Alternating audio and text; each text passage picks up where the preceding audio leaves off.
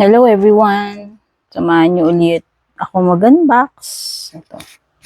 So, ito yung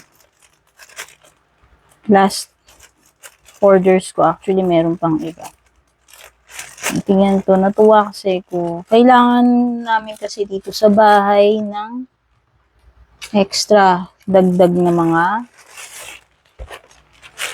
holy water bottles. Yan. So, nakita ko to sa Lazada. Hindi to sponsored guys, pero kung halimbawa gusto nyo lang din malaman saan ko nabili, comment nyo na lang. Ang nakita ko kasi parang itong seller na to yung may pinakamura na na price. May mga kamukha tong ganitong item pero sa kanya mas mura. Ayan, very secured naman. Maraming tape, maraming bubble wrap.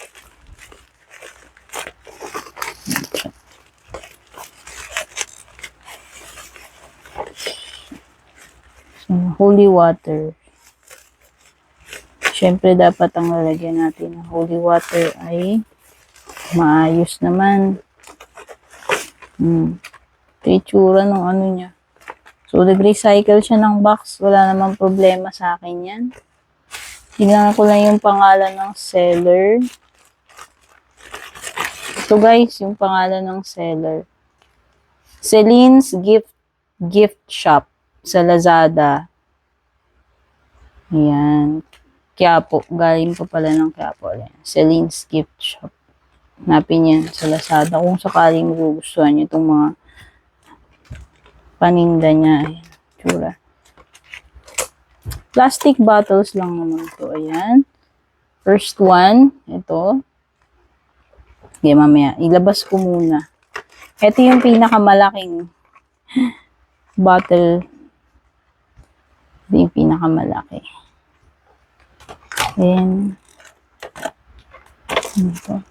So, ganyan siya guys. Siniksik nga lang ni seller. Yun lang. Medyo disappointed ako dito. Kasi pwedeng magasgas, mabasag, or masira. Ito yung mid-size. 3 sizes lang to guys. Itong mga white plastic holy water bottles na to. Ito yung pinakamalaki which is 150 ml yata to. Dak sure so parang medyo may dumi-dumi. Ayan. Ayan lang.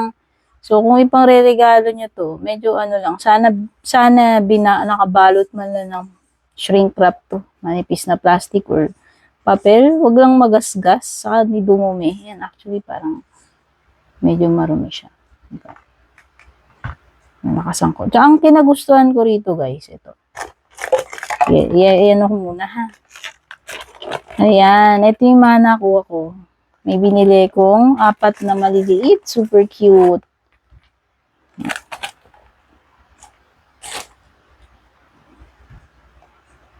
Ayan, ito yung mga nabili ko. So, ito yung pinakamalaki. 150 bottle yata to. 150, wait lang, check ko. Ayun, tama. Ito guys, 150 ml to. Ito yung pinakamalaki nilang lalagyan doon. Then, ito, yung mid-size is 100 ml. Tapos, ito, yung pinakamaliit 60. Tapos, itong mga cuties na ito, ayan, ay, ang tawag dito, ang name nito sa kanyang shop is Religious Mini Bottle for Holy Water 7 cm. Pero hindi ko alam ilan ang capacity nito. 7 cm lang yung nakalagay doon. Hindi sinabi, walang description about ilang ml. Yan, mabilis lang na ship yan. Yan. So, pakita ko na. Wala naman special dito. Yan, of course, bottle. Plastic bottle lang. Typical na plastic. Sana lang talaga, ayan, parang hindi ko alam kung mancha ba to gasgas. Sana nabubura. Sana nabubura pa. Hindi ko alam kung nakikita ninyo. Ayan, ito, nakikita nyo to, yan. Hindi ko alam kung gas-gas o dumi. Pero in person, more marumi tignan. Ang nagustuhan ko dito, lahat ito ganyan. Ay, except ito. Ito pala yung typical na, yung may hole na maliit lang. Ito, yung typical na lalagyan ng holy water. Kaya ako na nito. So, kung ako tatanungin, mas gusto ko to. Yan, pwede mong yan. Mas controlled yung makukuha. Hindi ko lang alam. So, bagay ito kasi, maliit din naman. Actually, mas maliit butas nito.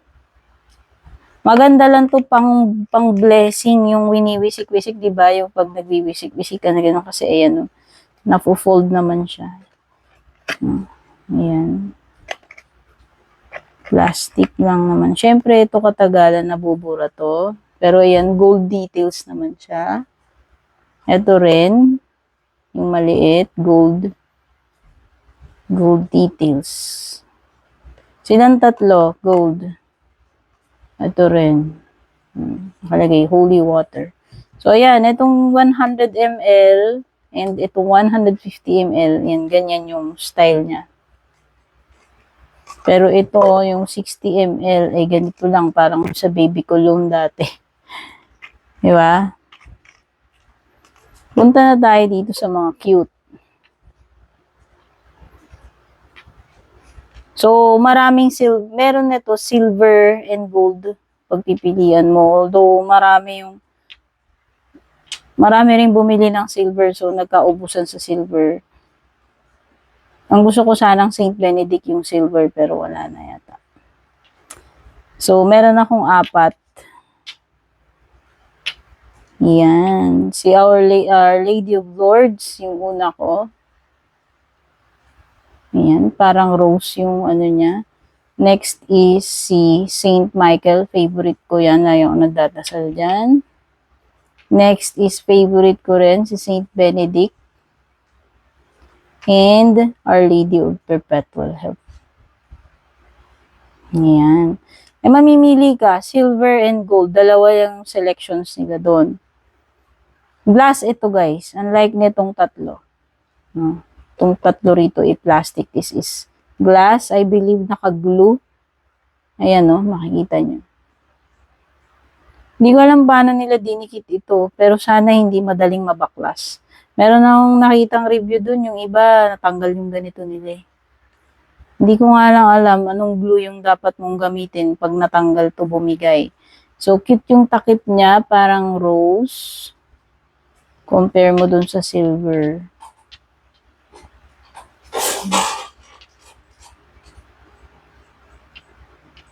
Shiny.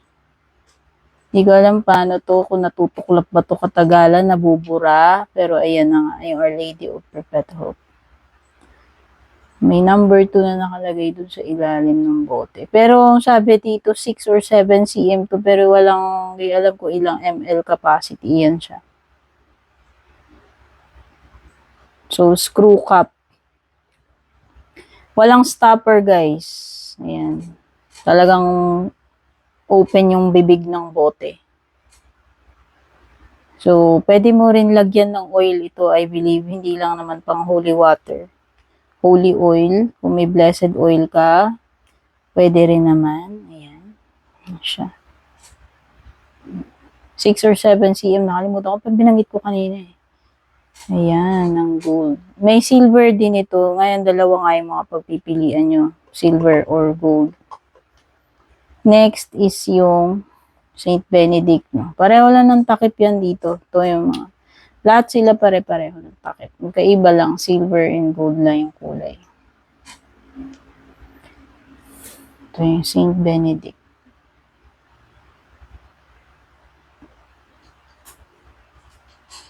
Ito number 8. Iba naman yung number. Baka depende kung ano yung design sa harap. Tsaka napansin ko, yung pagkakaano niya, hindi perfect lahat yung dikit. Kaya kagaya nito, hindi parang mababa.